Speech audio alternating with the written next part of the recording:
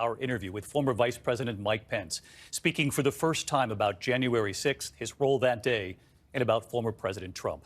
The former vice president sitting down with me at his home in Indiana. He spent 4 years as the loyal vice president. He was there in the weeks after the 2020 election, and he was there on January 6th, breaking with the former president. Tonight, what he says about the former president's words and actions, calling them reckless. Pence saying Trump endangered him, his family, and everyone at the Capitol. And tonight, for the first time, we hear from Pence about the motorcade waiting to race him out of the Capitol, Pence refusing to get in the car. And tonight, with the former president set to announce as soon as tomorrow that he is running again, we ask Pence, should Donald Trump ever be president again? Our interview tonight with Mike Pence. Okay, I do kind of want to know. That's drama. I know this is the first time you're talking about January 6th, and we appreciate it. And that's where I want to begin. The morning of January 6th, shortly after 11 a.m., and I know the phone rings, the operator says, please hold for the president. What did he ask you? What did he say to you when he came on the line? I picked up the phone and the president asked me where I was on the electoral count that would take place that day. And I told him, despite what you issued last night from your campaign, Mr. President, you know, I've been very clear that I don't have the authority to reject votes during the electoral count or return those votes to the states. And it went downhill from there.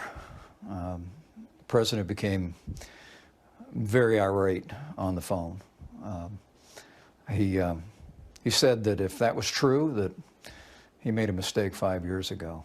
You write that the president told you you will go down as a wimp. And you reminded him of the oath that you both took. That's funny. The president often said that we need to protect the country. And I reminded him, we both took an oath to support and defend the Constitution of the United States. I told him it was a promise that I made. You'll go down as a wimp. To the American people and to Almighty God. Did you ever point blank say to the president, I will not do this, I will not intervene, we lost this election? I did, David, many times.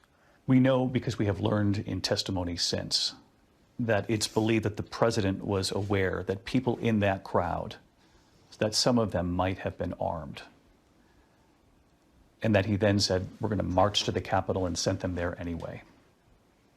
He knew you were at the Capitol, that lawmakers were at the Capitol. What do you make of that?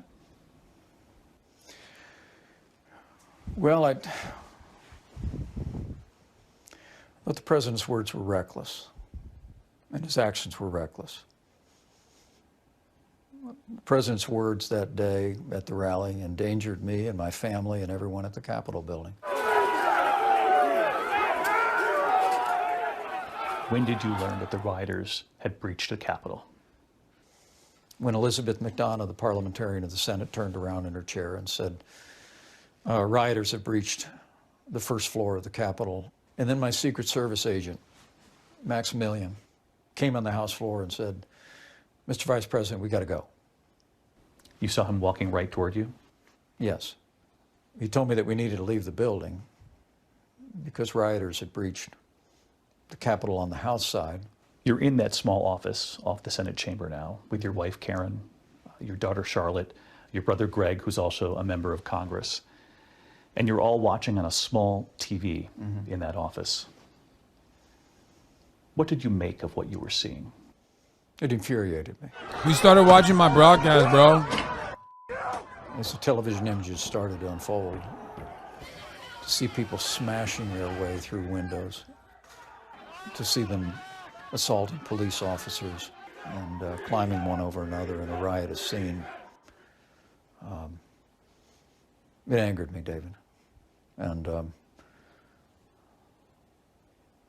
I was filled with an indignation. It's pretty wild that, like, the cycle of rehabilitation from liberal media at least be like 4 to 8 years, you know what I mean? It used to be like 8 years. Now it's like, we will start rehabbing your image the moment that you speak out against, like, whoever the current leader is. That's wild.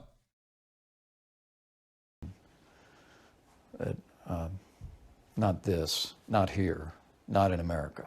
We've all seen that image now of your wife, Karen, pulling the curtain closed Right. in that office. What was she seeing and hearing? What led her to close that curtain? Well, we could hear the crowds outside the Capitol. And when we began to move, we could hear the crowds inside the Capitol. Was there fear in that office when Karen closed the curtain and you were watching on that TV what was unfolding? I must tell you, I felt no fear. I was filled with indignation about what I saw. The Secret Service came in shortly thereafter and told me I needed to leave the building again. And I said, I'm not leaving. But when my lead agent, Tim Giebels, who is a great public servant, came in and said, "Sir, we got to get you out of the building now." I stuck my finger in his chest and said, "You're not hearing me. I'm not leaving." I said, "I'm not giving those people the sight of a 16-car motorcade." Oh my God. Dude, this is so bad. Bro, that's hilarious, dog. Motherfucker thinks he's him, bro. He thinks he's in an anime, dude. He's like, ah. And then You Say Run started playing in the background. And he was like, and he also said he will be the Hokage. And also he said the One Piece is real. It's crazy.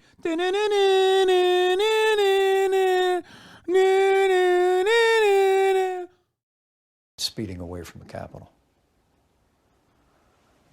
And at that point, he looked at me and said, "Well, you can't stay here. That's a glass door. We can't protect you here."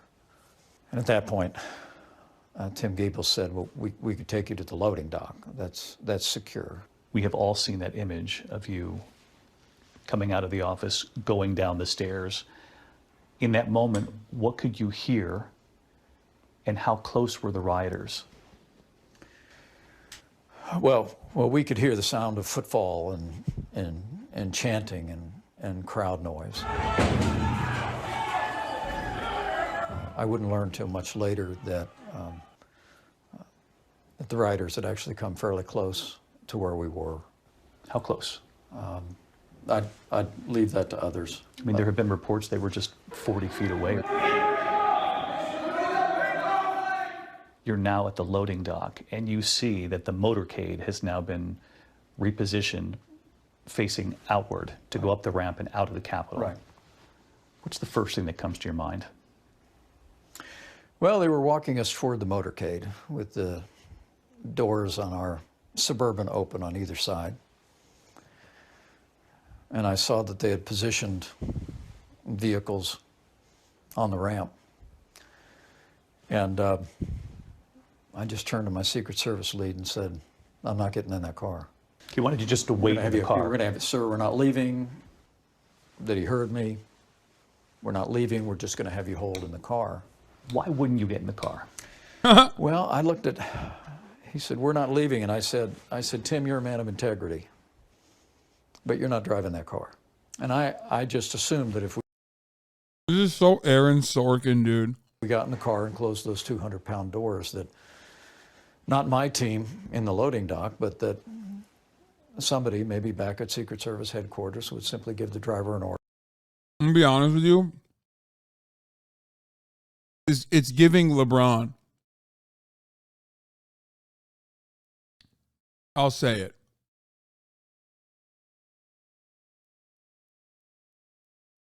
It's giving LeBron a bit. Order to Yeah. go. Le Pence. And you were concerned that if you left the Capitol, you might be prevented from getting back to certify that vote. I think that was it, David. I just didn't want those rioters to see the vice president's motorcade speeding away from Capitol Hill. I didn't want to give them that satisfaction. Members were barricaded inside the House chamber. And in the middle of it all, you can see that the president has tweeted. 2:24 p.m., the president tweets, "Mike Pence didn't have the courage to do what should have been done." That's awesome.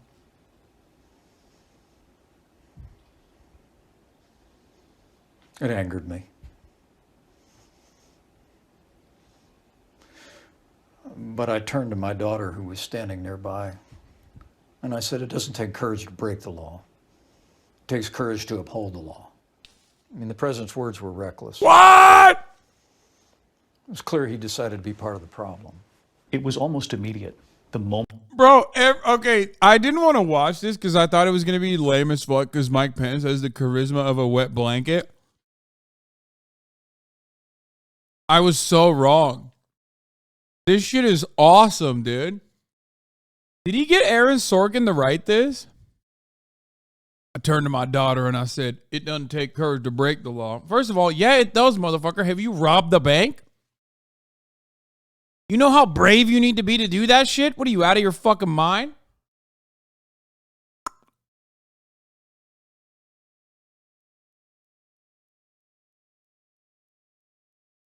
Just like a statement like that is already fucking dumb as fuck. Oh, it doesn't take courage to break the law. Yes, it does, bro.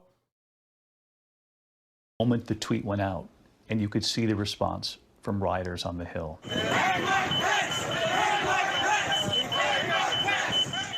They were saying, hang Mike Pence, nothing but a traitor. He deserves to burn with the rest of them. Well, I had no doubt that it would have the effect it had. Over the course of several hours, you spoke with the acting defense secretary. You spoke with the Joint Chiefs of Staff, General Milley. I did. You spoke with the acting Attorney General, Jeff Rosen, with the Chief of Capitol Police. Where was the president in all this? David, I was at the Capitol. I wasn't at the White House. And when you learned later that he was watching all this unfold on TV? I can't account for what the president was doing that day. I was at a loading dock in the Capitol where a riot was taking place. But why wasn't he making these calls? That'd be a good question for him. Is there any excuse when you see the Capitol is under attack, when you know that your loyal vice president is at the Capitol with his wife, with lawmakers and their staff members, that you would wait until 4:17 p.m. to say, go home? David, I don't know what the president was doing that afternoon. I know that some testimony that's been presented to the... He doesn't want to get called in for the January 6th committee, I guess. He's answering this like pleading the fifth mode. I was not there. David, I was not at the Capitol. David, I was at the Capitol. I wasn't at the White House. The January 6th committee. But I knew what my duty was and my determination to do it. At any point on that day, on January 6th, this was unfolding, did the president reach out to talk to you, to ask you how you were doing, to check on your safety? I never heard from the president or the White House that day. We do know that the former president could announce any day now that he's running for president yet again. Given all that you witnessed in the Capitol on that day, this is a pretty straightforward question, a yes or a no. Do you believe that Donald Trump should ever be president again?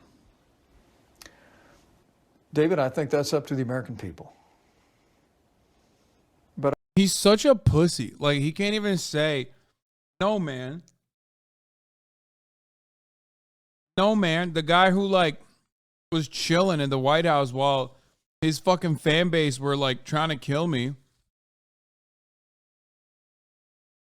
as I braved the masses, is not a good president, potentially for the American people. What happened? Did you run out of all the courage you had on January 6th? You can't have the courage to just be like, yeah, he sucks. I think we'll have better choices in the future. You know, the people of this country actually get along pretty well once you get out of politics. And I think they want to see their national leaders start to reflect that same... Oh, God. This is why he's a fucking loser. He's like, yeah, let's get back to civility. Why don't we? He just sounds like a Democrat. In American politics, the more liberal you sound, the more likely it is that you're going to lose your fucking election. Compassion and generosity of spirit. And I think, so in the days ahead, I think there will be better choices. Better choices than Donald Trump. And for me and my family, we will be reflecting about what our role is in that. Will you run for president in 2024? Well, we're giving it consideration in our house, prayerful consideration. Do you believe you can beat Donald Trump? Well, that would be for others to say, and it'd be for us to decide whether or not we'd want to test that. So if you decide to run and he's up there, so be it. So be it. And we should note tonight that there is much more to this interview, what we had never heard before. Mike Pence on the first conversation he had with the president 5 days after January 6th. What the president said to him, what the president asked him in that moment. Also what President Trump acknowledged about that rally. And when was the last time they spoke? Also Mike Pence on the midterms. Did Trump hurt Republicans? Pence on the classified documents. And we asked Pence, does he regret his... Wait, where's that? I want to hear that shit.